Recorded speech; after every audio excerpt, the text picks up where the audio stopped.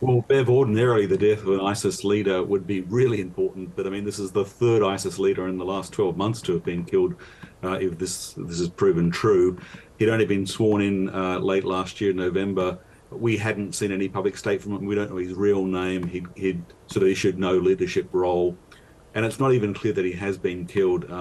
There are aspects of this story that are strange, but I mean, often truth is stranger than fiction.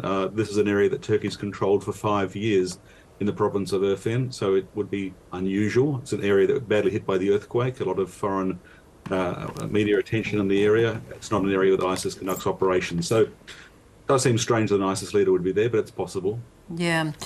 And to your point, he's the third leader in a very short space of time. What impact does this have on IS in Syria? Look, the tempo of IS operations in Syria has been going down. They're under a lot of pressure. The US, through the SDF, the Syrian Democratic Forces, have killed a number of other senior IS leaders, not as senior as this apparently. The biggest sphere of operation for IS, like al-Qaeda, is now the continent of Africa. So this might be the beginning of a pivot away from Syria and Iraq. Perhaps at some stage, if IS carries on, we might see a new caliph operating outside of the Middle East. Certainly, it's hard for them. They haven't confirmed this. Of course, that's the normal practice. But one other aspect is we've just seen the end of Ramadan and the festival of Eid al-Fitr. Normally, IS puts lots of propaganda videos out, often carries out operations during Ramadan. That's not been the case in the same scale this year. So it does look like a force that's in decline, at least in Syria. Yeah. And so then how does that change the ongoing dynamic in Syria? Well, I mean, if it persists, and of course, there's such a complex dynamic layer of elements there in Syria. The forces that are loyal to Turkey, that Turkey's been working with, come out of Jabhat al-Nusra, the al-Qaeda affiliate. Now it's transitioned. HTS is, backed away from its link with al-Qaeda. But it's not as if this is the end of jihadi terrorism in the area. It's just that perhaps al-Qaeda is getting an upper hand over Islamic State. It does seem that there's some stability in northern Syria, which is good. It does seem that northeastern sector, that the northeastern third, really, the country that the Syrian Democratic Forces control, seems to be stable.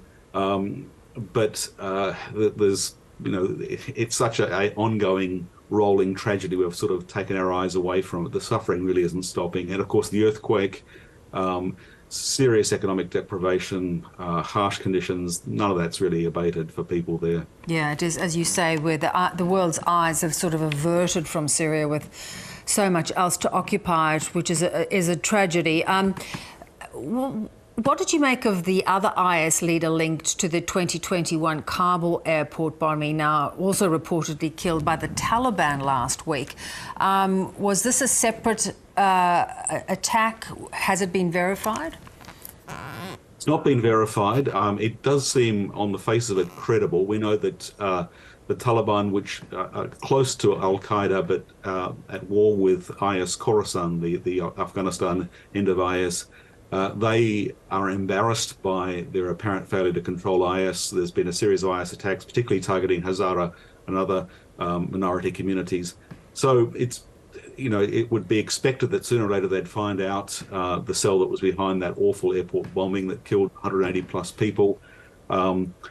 It's hard to verify their claims, though. We just have no way of doing that. And of course, we need to be careful. It's not just a physical war going on here in places like Syria and Afghanistan, but also an information war. So we need to be a little bit skeptical, but it's certainly plausible, and it's certainly to be welcomed that if perhaps the Taliban can gain control over IS Khorasan, maybe some more moderate elements of the Taliban may emerge in time. But at the moment, it's just a miserable situation, of course. Yeah, indeed. And if you talk about perhaps IS losing its power and influence in this part of the world, where in Africa is it growing and establishing roots? Well, al-Qaeda and IS are both operating in the same locations or close by. So in West Africa, they're sort of leapfrogging each other, trying to outbid each other for control.